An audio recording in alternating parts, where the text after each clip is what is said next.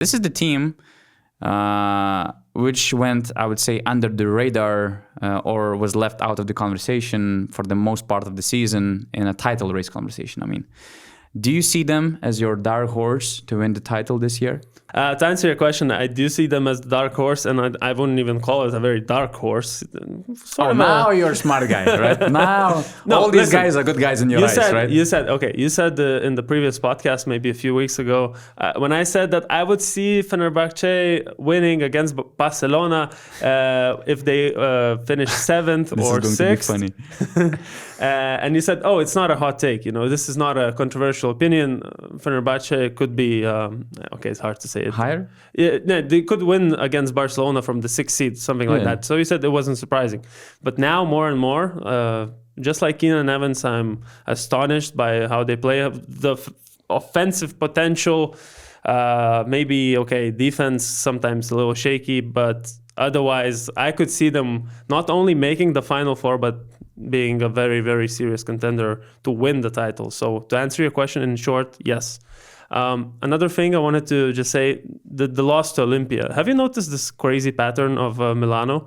They've been winning against the teams they shouldn't win against, in our opinion, probably, and then losing against the ones they should win.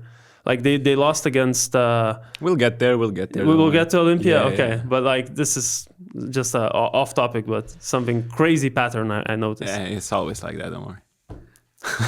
Right, so what do you think? About Fenerbahce, absolutely. They're not only dark horse. I wouldn't, I agree with Gitas. White horse.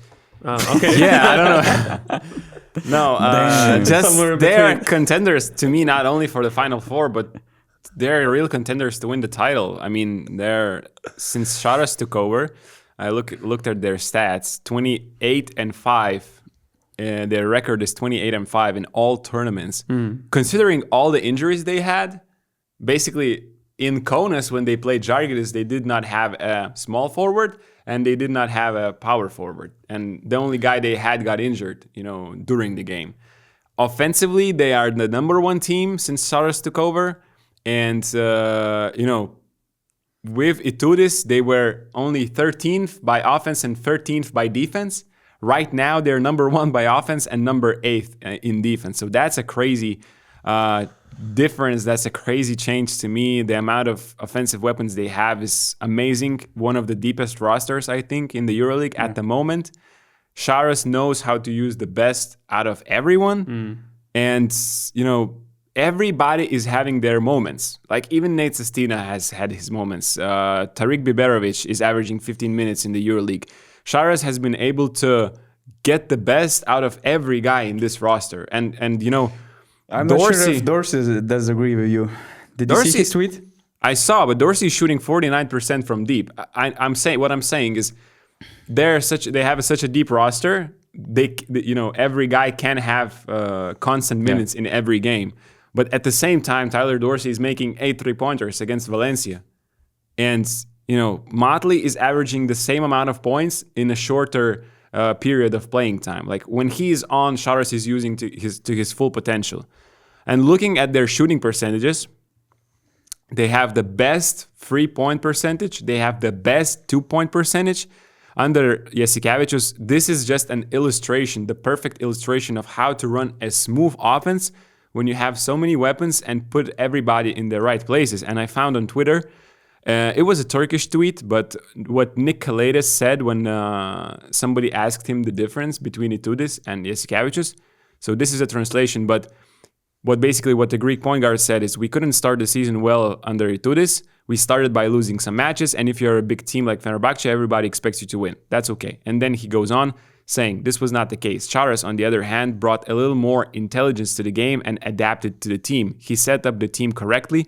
He positioned the right person in the right place. This has benefited the team greatly. You are seeing it because we are winning the matches. I think this is really a strong take, and it just perfectly sums up to me the whole situation, that everybody is loving playing for Sarunas, and we have been used, and everybody was saying, when in Barcelona, you couldn't enjoy Barcelona matches. Even Mike James said it. I don't really go to watch Barcelona games because they're not playing my style. Right now, with how Fener is playing, they're actually fun. They're enjoying offense. They're taking early threes. They're taking a lot of 3-pointers. So a lot of it is to do with Scottie Wilbekin and Tyler Dorsey being on that team. exactly. As well. Like it's a different team, and probably like I said when Shara signed for Fener, that he will have probably the best backcourt players that he has. He has ever had. Yeah, in EuroLeague. So Stats actually show that probably he's having the most talented offensive team that he had in the EuroLeague. Which is crazy. I mean, they don't need to suffer anymore. They had 3 games where they scored over 100 points.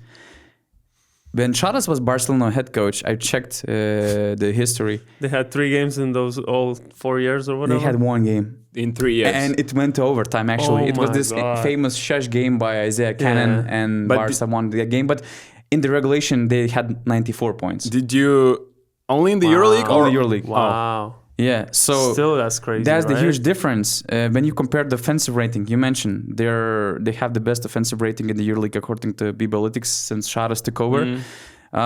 In Barca years, he had the third best offensive rating in 21-22 season. In other years, they were 6th or 7th best. And when you think about the roster, I mean, the backcourt talent with one of the greatest passers all time, with such a scoring options in Wilbekin, in Dorsey, with depth, having like Goodrich, another great ball handler for your team, Nigel Hayes-Davis, Deshaun Pierre, versatile center lineup in Motley, Papagiannis, Shanli, and other guys. I mean, yeah, he had Mirotic, but if you remember, he had only 1 year of healthy Corey Higgins. And when you combine all these pieces, it feels like this is the best roster that for the offensive talent that Šaras had. And when you take into the consideration one of the most talented teams in the EuroLeague, as Fenerbahce is right now, when you have one of the best coaches in the tournament, for sure you put yourself in a situation to win the title. It's obvious their winning record shows that they found the rhythm. Šaras managed to put all these pieces together, so I wouldn't be surprised at all to see them lifting the trophy, and that would be historical because I've checked all the EuroLeague champions, and there was never a case where the team, the coaching change in mid-season, won the trophy. So that would be huge, but at the same time, it would explain how great a team of Fenerbahce was actually, because Šaras took over a really, really good team. But I still, we're talking how great they are, but there are still some doubts that we will see, I think, in the playoffs. Remember, this is still like Nick Kalaitis is playing heavy minutes. True. And if the other team is going to ignore him in the series offensively, can he make those 3-pointers? That's a big question. I know Šaras has so many guys to choose from, in his case, but that's still a question. Defensively, when we are talking about Fenerbahce, we are always mentioning that they have 3 centers, but they're all kind of, better offensively than defensively. Can they hide these guys, in a playoff series when teams are going to target these 3 guys constantly? So that's a good point. It's not like we're saying definitely Fenerbahce are now or all of a sudden are number 1 title contenders. No. Every team has flaws, every team has issues, just like Fenerbahce have. But we are kind of not certain, but we are just saying that they're really good at the moment. They're peaking at the right time, and Šaras has them playing so well when they were playing, you can say that they were playing bad to start the season.